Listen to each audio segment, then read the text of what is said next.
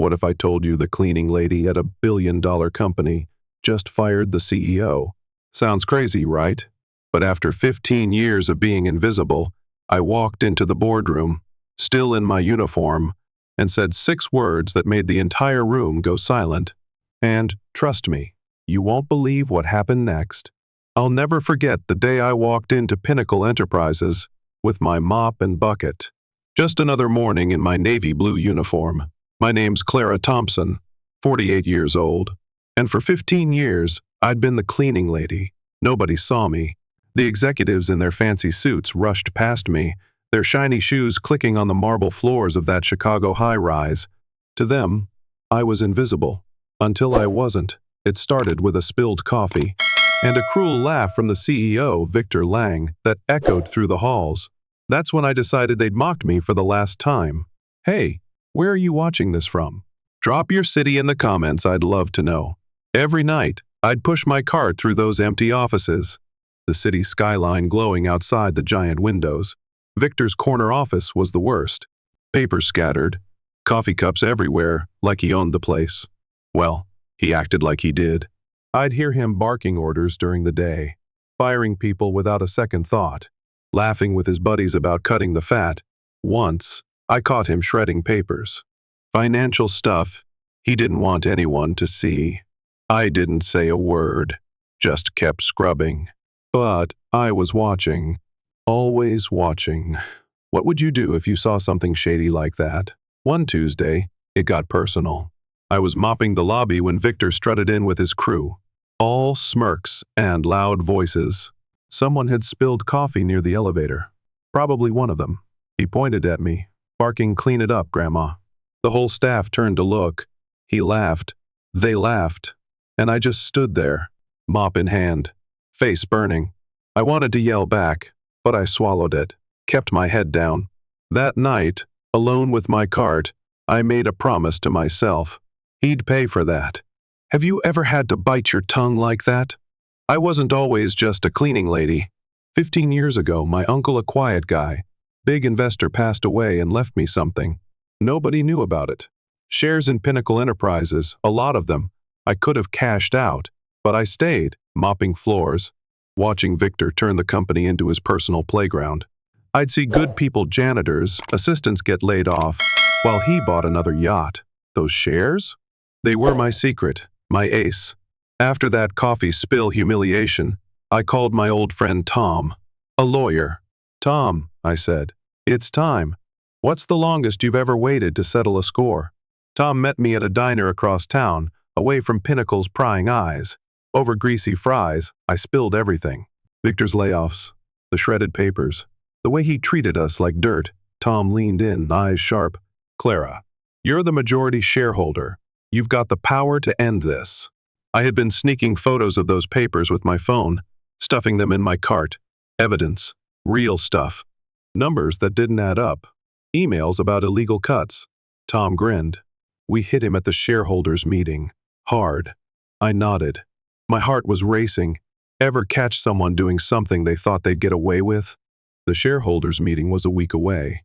I kept my head down, mopping floors. Like nothing was up. Victor strutted around, bragging about record profits while I dusted his office.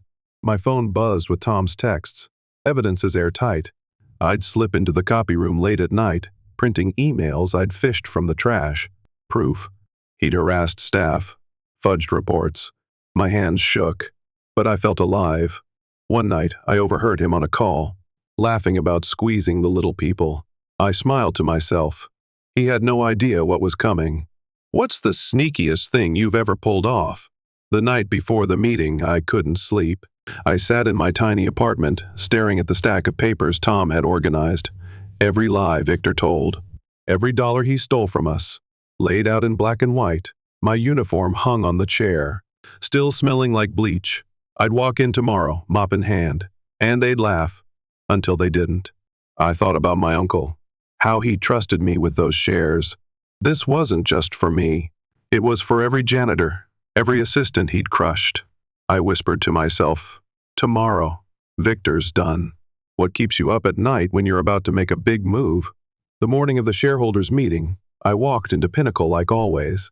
bucket rattling. Head down. The boardroom was buzzing, suits everywhere. Victor at the head of the table, smirking like a king. I waited in the hall, gripping my cart. My phone buzzed. Tom, now. I pushed through the doors, still in my uniform, and every head turned. Victor snorted.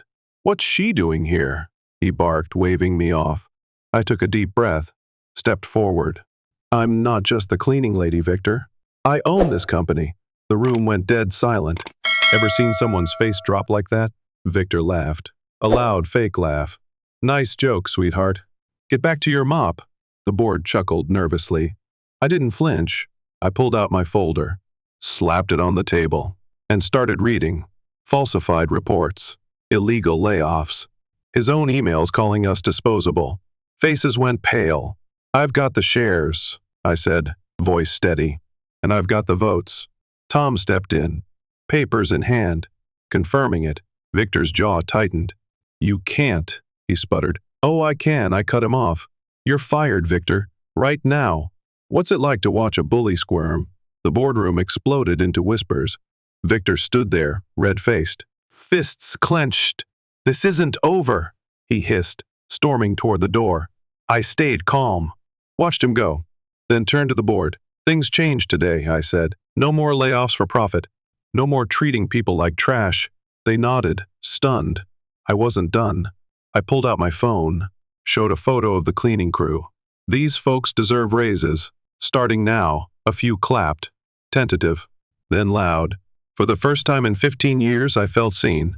Ever had a moment where you finally got to say your piece? Victor didn't go quietly.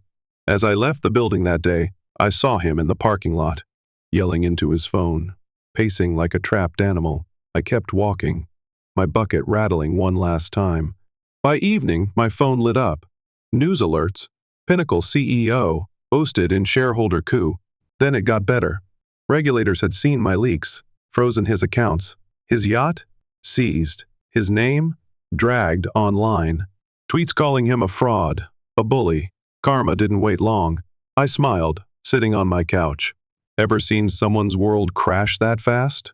The next day at Pinnacle, the air felt different. I walked in. No uniform this time. Just jeans and a sweater. And people stared. Not with pity. With something new. Respect. The cleaning crew mobbed me in the break room, grinning. "Clara, you really did it," one said, handing me a coffee. I laughed. First time in years. Later, I sat in Victor's old office, signing papers, raises, ethical rules. The view was the same, but it was mine now. I wasn't invisible anymore. What's it feel like to finally be seen after being ignored? Word spread fast. By noon, my inbox was flooded. Reporters wanting interviews. Old coworkers thanking me. One email stood out. A janitor I'd worked with years ago fired by Victor for asking for a sick day. "You gave us our dignity back," he wrote. I teared up reading it. Later, I walked the halls. Saw people smiling. Really smiling at me. A kid from accounting stopped me. "You're a legend, Clara." I shrugged. Just doing what's right. But inside, I felt 10 feet tall. Ever had someone thank you out of the blue like that? That night, I stopped by the diner where Tom and I had planned it all. He was already there. Fries waiting. "You're trending, Clara," he said, showing me his phone. Cleaning lady CEO everywhere. I laughed, shook my head. I just wanted Victor gone. Tom leaned back. "You did more than that. You shook the whole company awake. We toasted with soda cans like kids." Outside, Chicago's lights blinked, same as always. But I felt different, stronger. I'd spent 15 years waiting, and now I'd won. "What's the sweetest victory you've ever tasted?" A week later, I got a call from a local news station. They wanted me on air, live. I said yes, nerves jangling.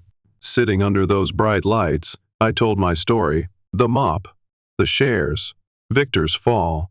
The host leaned in. "Why'd you wait so long?" I paused, then said I needed proof. And the right moment. Calls flooded in. People cheering, some crying, saying I'd inspired them to speak up at their jobs. I left the studio shaky but proud. Ever had a moment where you inspired someone without even trying? Back at Pinnacle, the first started small changes that felt big. I put a suggestion box in the break room. First note said, "More coffee." I laughed, ordered an extra machine. Then I met with the cleaning crew. Asked what they needed. Better hours.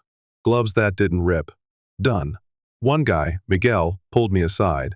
"My kid saw you on TV," he said. "She wants to be you someday." I blinked back tears. "Tell her to be better than me." It hit me. This wasn't just about Victor anymore. What's one small change you'd make if you ran things? Victor didn't vanish quietly. A month later, I saw him on some cable show, ranting, calling me a sneaky janitor who stole his company. I rolled my eyes. Then the host dropped a clip. Security footage. Victor, trashing his office after I fired him, screaming like a toddler. I laughed so hard I spilled my tea. Online, people tore him apart. Memes everywhere. His meltdown? Trending. His old cronies? Distancing themselves. His empire? A punchline. Karma wasn't done kicking him. Ever seen someone dig their own grave deeper like that? Things settled at Pinnacle. But I couldn't shake the feeling of eyes on me. Walking home one night, I noticed a guy lingering. Too close. Too quiet. Then my phone rang. "Tom, Clara, Victor's been asking around about you. Stay sharp." My stomach dropped. I'd won. But he wasn't letting go. Next day, I hired security for the crew. Just in case. I wasn't scared, though. I'd faced him once. I'd do it again. That mop wasn't my weapon anymore. My voice was. Ever had someone try to drag you back down after you rose up? Victor's last swing came quick. One morning, a lawyer showed up at Pinnacle. A lawsuit, claiming I'd manipulated the shares. I met him in the lobby, calm as ever. "Check the records," I said, handing over my uncle's will, notarized, clean. Tom was there, smirking. The guy skimmed it, stammered, then left. Hours later, news hit. Victor's case? Tossed. Judges called it frivolous. His legal fees? Piled up. His last allies? Bailed. He was done. For real this time. I exhaled. Finally, free. Ever had someone's plan blow up in their face like that? A year later, Pinnacle's a different place. I'm still there, not in a uniform, but running things. My way. The crews got raises. The layoffs stopped. And people actually smile in the halls. I framed that first suggestion note, "More coffee," on my desk. A reminder of who I'm here for. Victor, last I heard, he's selling condos in some nowhere town. Broke and forgotten. Me? I'm no hero. Just a cleaning lady who got fed up. If I can do this, so can you. Hit that like button, subscribe, and check the playlist on screen for more stories like mine. Where do you think karma's headed next? Power isn't always in a title or a suit, it's in knowing when to strike. I spent 15 years being overlooked, but the moment I took control, everything changed. If you've ever been underestimated, ignored, or treated unfairly, remember this: your time will come. Stay patient. Stay ready. And when the moment is right, take your power back. If you believe karma always finds its way, comment number 111 below. Let's show the world that no one stays invisible forever. And if you've ever had a moment where you finally got the respect you deserved, I want to hear your story. This ending drives emotion, encourages engagement, and fuels the audience's desire to share their own experiences. Let me know if you need more tweaks.